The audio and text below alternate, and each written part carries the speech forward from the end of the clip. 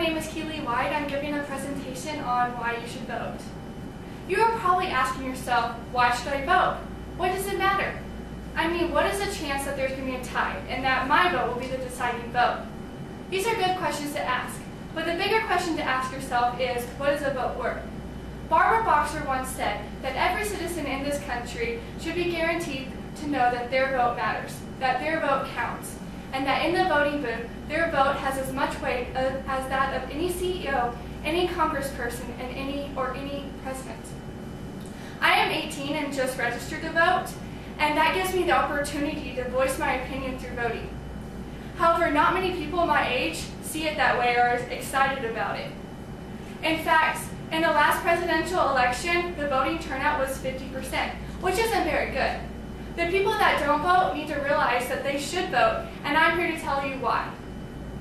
According to the Center of Information and Research on Civic Learning and Engagement, young voter turnout fell 60% from 2008 to 2010.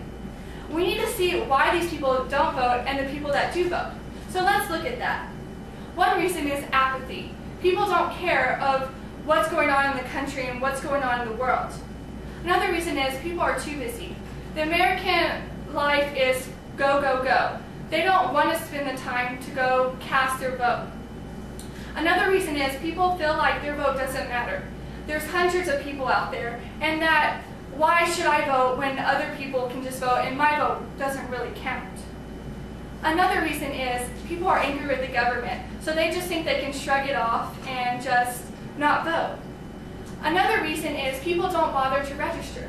This is crucial because you need to have your voter registration card prior to elections and prior to going to cast your vote. Let's look at the people that do vote, which are called regular voters.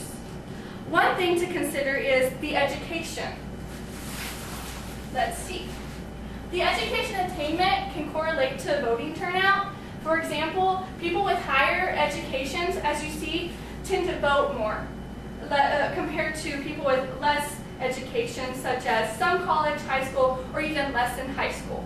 As you can see, the people with college degrees have around 70% more likely to vote than people with even less than high school, which is around 20%. Another reason why the people that vote they're less angry with the government and they feel like they can make a difference and their vote matters, which is crucial because you need that pump up attitude when you go and cast your vote. But regular voters account for 35% of the population, and mostly regular voters are older, such as 50 years and older, and that's about, they vote more than young people, which is about double the population of young people voting. The reasons why people don't vote don't need to outweigh the reasons why you should vote. Let's look at why you should vote now. One is it's your civic duty. It's a privilege and you should take advantage of that because most countries don't have the right to vote. Another thing is we have a representative government, which means that you can pick whoever you want to lead you or be your president or be in office. That's a really big deal because that's how our forefathers set out to do it in the very beginning and put it in our Constitution that way. Another thing to look at and consider when you vote, why you should vote, is you can really make a difference.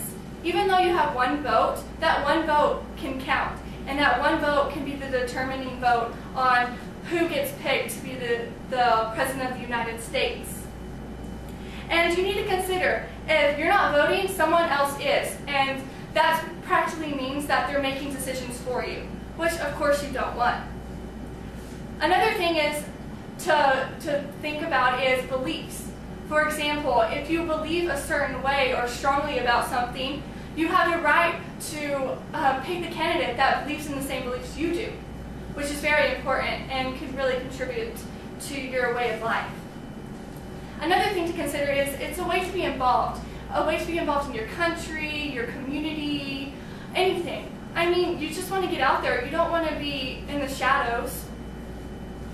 Another thing to consider is it will impact your daily life, such as the candidates that you vote for are gearing to certain policies that concern budget, health care, Social Security. And these really impact your daily life because that's your tax-paying money and you're paying for something, so you want what you're paying for to be something that you want to pay for. Another thing to consider is everyone is equal when they go into the voting booth. I mean, one vote, everybody gets one vote, so you're pretty much equal and everybody gets the same opportunities you do, so you need to really take advantage of that.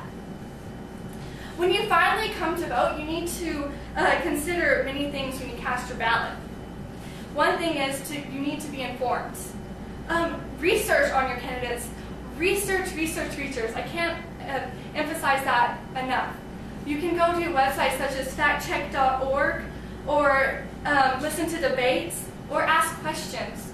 These are really good strategies to go into when you're casting your vote. Another thing to consider is your individuality is crucial. Don't believe propaganda and don't follow the crowd.